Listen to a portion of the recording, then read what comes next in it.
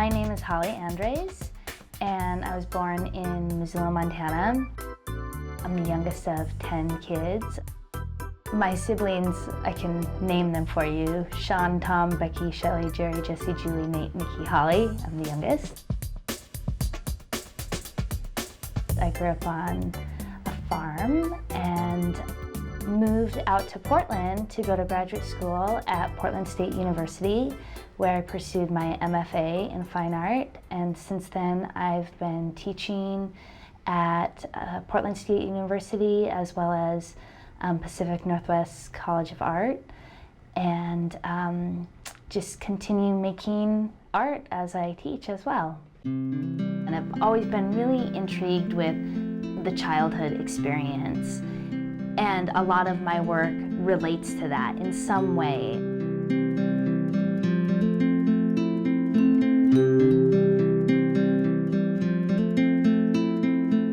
For that body of work, they were specifically inspired by childhood memories, and what I did is I concocted a fictitious family that was loosely based on the archetypes of my own family. And actually, Short Street is the name of the street that I grew up on, which kind of dovetails nicely into the brevity of childhood and the fleeting nature of memory, and also that decisive moment that defines photography as well. And I can tell you about how I found Fiona. She's the little girl who loosely is based on myself as a child. I remember being in my neighborhood and seeing her and her family having lunch. And I remember thinking she'd be really interesting to photograph. And then about a month later, I started working on stories from a short street, and I happened to go to her family's yard sale. I thought, okay, this somehow is meant to be. And she was one of the key characters in Sparrow Lane.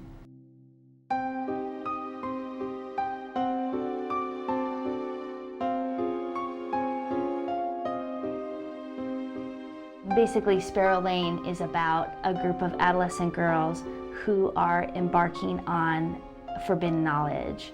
And that forbidden knowledge is a metaphor for that precarious transition from girl to woman. Although the girls are empowered by these discoveries, there's also this impending threat, and I'm interested in that line, that tension. I was inspired initially by a conversation that I had with Fiona, who was telling me with so much enthusiasm how she was reading the Nancy Drew books. And I too had read all of the Nancy Drew books as a child, and although I couldn't recall a single plot, I remembered the images on the cover and how melodramatic the way that the girls were posed and the lovely but startling looks on their face. And so I revisited many Nancy Drew book covers as inspiration. Oftentimes people will say, "Where did you find a house like that? Wow, that's so serendipitous." But really, I'm shooting them in my own home, and I like to think of them more as installations that oftentimes I'll work on for several weeks and then activate them with the characters and then document them photographically. So as you can see, this space went through a pretty big transformation. I painted the walls this olive green, then I changed the drapes.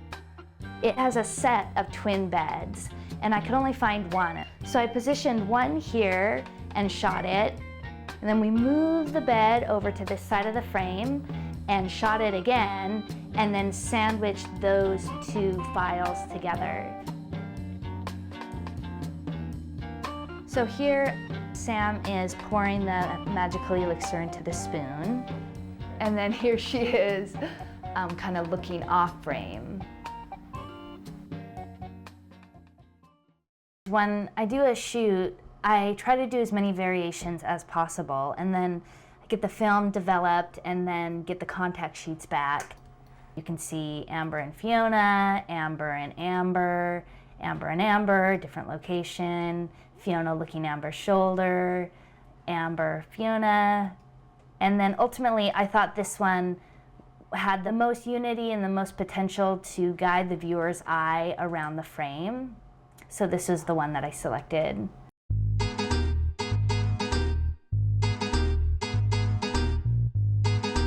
A lot of my conceptualizing comes from thrift shopping.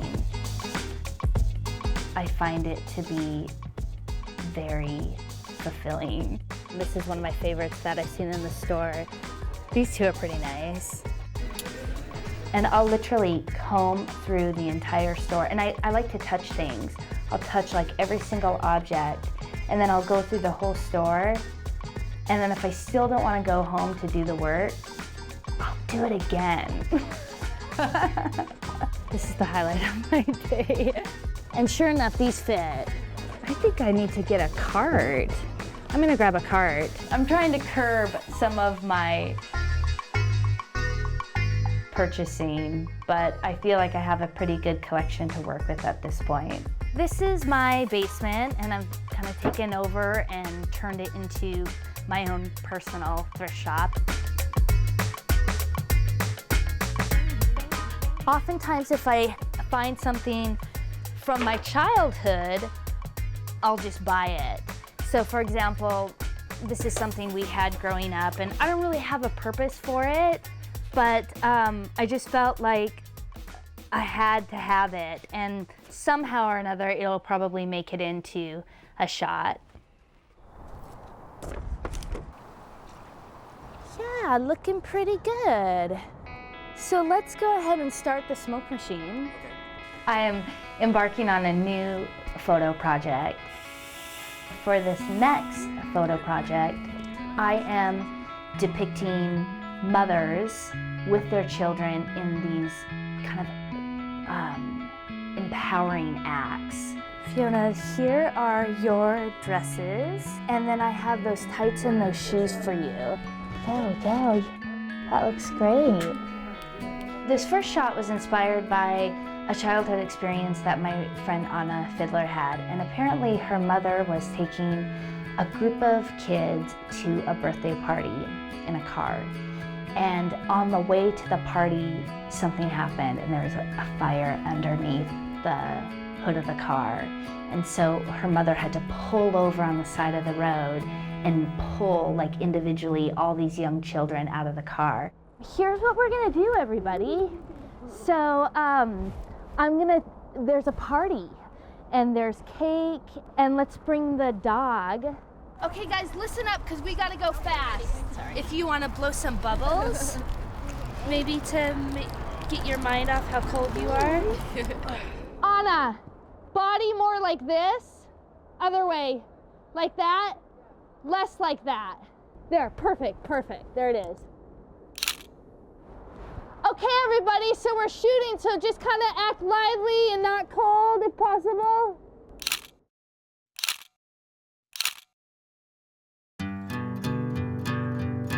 I still feel like this run that I've been on has been really unreal. I did get picked up by a really great gallery in New York. And then I had a solo show in LA that came down a few days ago, and the work has been reviewed in Art in America, and it was on artforum.com, and so some pretty exciting things have happened from this body of work. And in some ways I feel like this next series, it's kind of like the next album or the second novel, and I'm hoping that I can maintain this momentum, but at the same time really challenge myself and depart and grow as well.